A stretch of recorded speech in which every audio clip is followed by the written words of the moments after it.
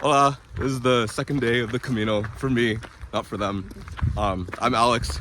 This is... I'm Michaela. Ivy. Yeah, and we met like gradually throughout the last day. Last 24 hours? Yeah, I mean, it's been eventful, so to speak. Yeah, so we like arrived from Carrión de los Condes, which apparently is actually like in the middle of the trip for most people, right? Which is why they're like 18, you both 18 days in? I think 18. I started on the 24th. Okay. Yeah, so they started much further up the route, but we kind of worked backwards from like where we expected to end up. And we knew we had 30 days, so we like chose a location and then went from there. Anyway, so it was like 10 and a half miles yesterday. It was like 20 something kilometers. We went to an albergue that we had already like made a reservation for, and then showered, found food, which is like way bigger portions than I would have expected despite having been to Europe before. Yeah, certainly bites that American stereotype of like us having giant appetites, or if anything. Yeah, except for the handful of burgers I had in Germany. Those were amazing and the right size for my appetite. But what I found, there's a bunch of kittens that just like hang around these places. They're super cute and they didn't get to see them. Well, there's like 10 of them, so one of them is bound to like you, and I did get a kitten to just sort of like sit on my lap and purr for like 2 hours.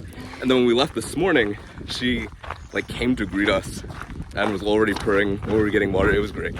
Fantastic. Highly recommend befriending a cat. Yeah. Other than that, what the heck happened? Oh yeah, we went to dinner, and that's how Ivy and I met.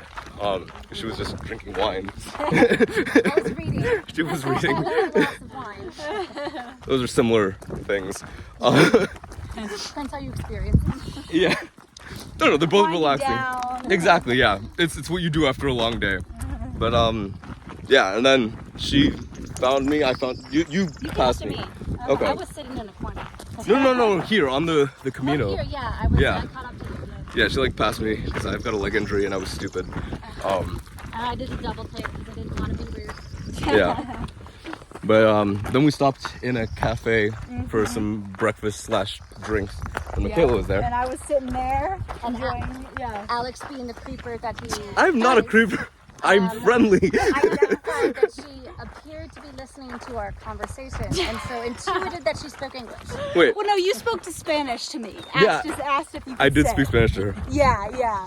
And I was like, oh no, English. Worth noting that if I'm creepy, she was listening to our conversation. I saw her listening to our I'm the conversation. only non-creep in this entire scenario. Yeah, theoretically. One Ordering thing clear. orange juice. Everybody eavesdrops and it's great. It is, yeah. Part of this trip. Well, that's definitely a lesson learned here. I don't know who is actually going to watch this, but like, if you go on the Camino, expect to meet people from literally everywhere. Like, And expect them to listen to your conversation. Yeah. actually, yeah, they are That's like what you said. very excited. Oh, yeah. Well, I mean, the people you actually talk to are very excited to talk to you, but the other people will be listening. So And the don't be main stupid. thing I got from overhearing their conversation was that it's okay to have ice cream for breakfast, so I did have ice cream Or- as part of my breakfast. Or wine. Or wine, You know. yes. Well, there's apparently wine on tap.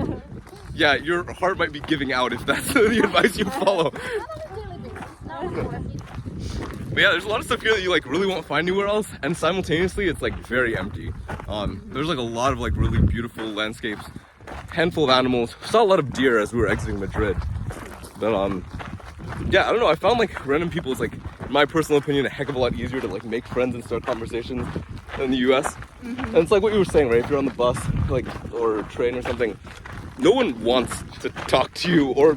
No one wants hear to you. make eye contact and start a conversation. Exactly. Yeah. But like I was sitting in the airport in Lisbon and I saw a person across from me and I was like, hey, what language do you speak? And then we started speaking like combination of like Spanish and English. Turns out she like grew up right next to where I did, but she was coming from the other side of the world to Thailand. So oddly enough. But yeah, and like everyone's got like really interesting backgrounds. I've met like this one Italian guy who was coming because like his mother really wanted to do the Camino and she died 2 years ago. Oh, okay. And it's like, yeah, a lot of people, like my mom said, people come here sometimes to like spread ashes and stuff. Right. Like they pick up where people left off. Yep. And I guess a lot of people come here to like experience like a change in life also. Like you guys are both between things. Yeah. Kind of having like the time and space to, I don't know, think about things, work things out in your head, grow in whatever way. Yeah. you need or want. And also just literal time to do this because we're doing the whole thing. Yeah. You have no choice. Like, you need It some time. takes 5 weeks. Yeah.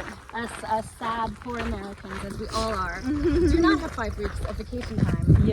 In general, but specifically not to take in one go. Yeah, absolutely. And it seems like a lot of people will come here, they'll do a week, and then they like go back home. The next time they have an opportunity, they'll come here and do the next week leg of it. But this is the all roads lead to Rome kind of thing, because eventually everyone ends up more or less in Santiago. Yeah, a side note with the conversation thing, it's like you're looking for like conversation topics. It's so easy, right? It's just like, why the heck are you here? You know? Right. What are you doing? Like, what country are you from? Yeah. And Terrible are your feet doing at Yeah. home? yeah, there's a lot to bond over. Talk about your State of feet. disrepair are your legs? Right. Yeah. And ultimately, like, why'd you do the Camino? And for me, it's also been really good to practice other languages. Like, for all three of us, like, practicing Spanish. When I landed in Lisbon to come here, like, got to speak Portuguese to flight attendants and some of the people in the airport. Ran into Italian, a Belgian, Frenchman. Surely you don't speak Flemish. I know, like, the tiniest bit of Flemish. But mostly, That's all that needs to be. that's always what it is. The tiniest bit of something. Like, I know. Opens the conversation, yeah. And then they'll be like, I speak English. Or in this case, the guy didn't, but he put his brother-in-law on the phone with me, and he's like, "Hey, I found an American. Talk to him." I was like, "What is this?" Yeah. I actually have a lot of Flemish Belgian friends. Really? really? Do you speak any? No. Yeah, and it also seems like a lot of people here are like very avid travelers. Like the ones from Europe are like, European Union is like so easy to go across, but the Americans especially, right? Like all three of us have been to a lot of parts of the world. I mean, you in the past, like 3 weeks, it sounds like you hit up all of Southern Europe. Yeah. So what would you guys like? How would you sum up some of your experience thus far on the Camino? Outside of the obviously physically taxing. Like my arm right now. For someone who brags about carrying the trombone for days Okay, at a time. fine. That was 10 years ago, and it was a tuba. I would say, as wonderful as it's been to meet a really interesting variety of people, I feel like this is the most at peace I've felt spending long periods of time by myself. Like doing the walk, I can do 20 kilometers, which is like 4 hours of walking in basically silence, and I'm not uncomfortable of being alone or being in my thoughts for that amount of time. There's always something to counteract it, right? Like you've got the nature with that. Yeah. If anything goes wrong, or just other Caminoers.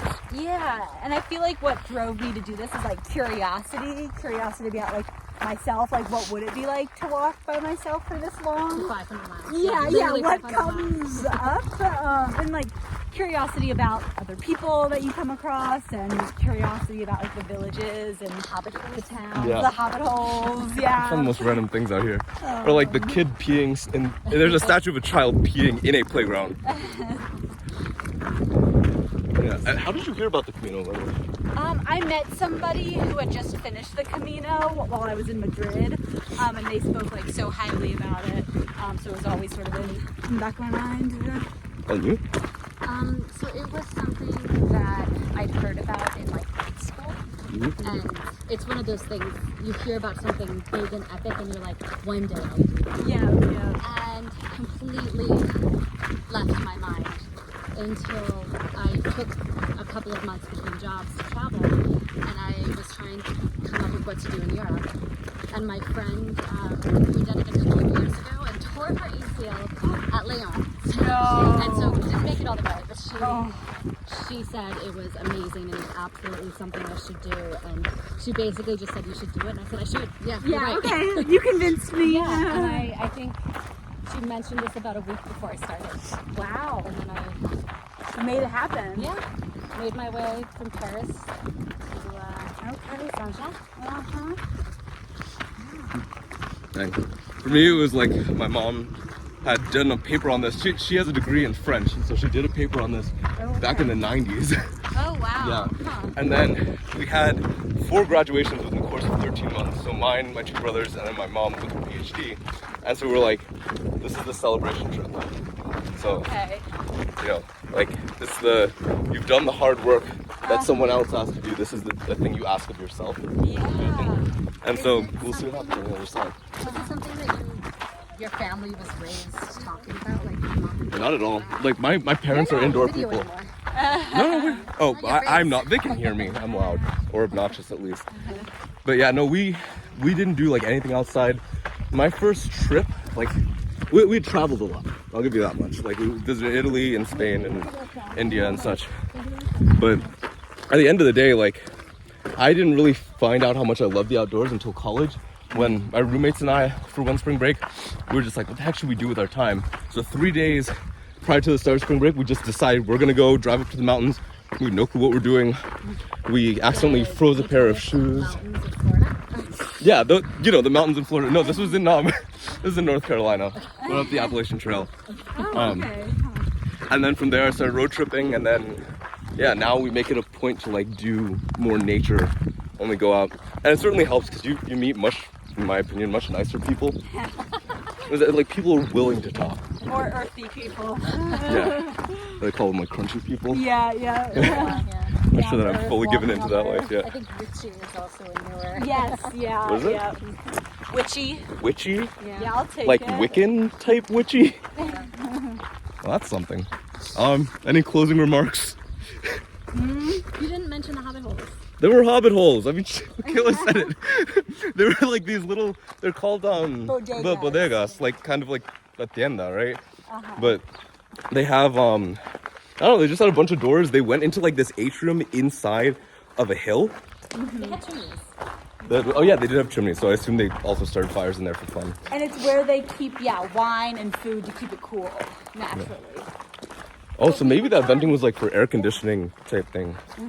Because like igloos have a similar venting system, I think, that makes them warm inside. Oh. I assume you can do the reverse to get air conditioning. Maybe this is like a very dumb comment, but wouldn't that also be necessary to make sure that it doesn't just like fill up with carbon dioxide? I would assume so, yeah. I don't know. There's a lot of byproducts that are produced by making food. You don't want many of them in the air. I meant igloos specifically. Oh. Like not suffocating Yeah. in an igloo. I don't know. I don't have enough igloo experience to say. But yeah. Well, buen camino. And I Buen guess we'll camino. talk tomorrow. You know? Adios.